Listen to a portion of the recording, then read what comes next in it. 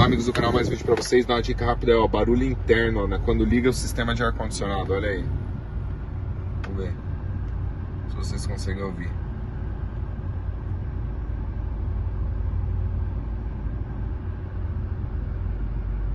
É bem baixinho, pessoal, mas no motorista acaba incomodando, tá? Se você tiver sem som ligado, essas coisas.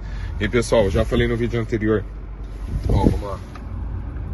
Ele acaba sendo difícil de escutar. Já falei pra vocês que podem ser tanto o filtro antipólen, como é bem comum de ser também o ventilador interno fazendo barulho, tá? Então, se você tá com esse tipo de problema, não deixa passar muito tempo, que pode vir a danificar e queimar de vez seu motor de ventilação interna. Fica essa dica aí pra quem gostou, deixa o joinha, porque não se inscreva no canal e até a próxima.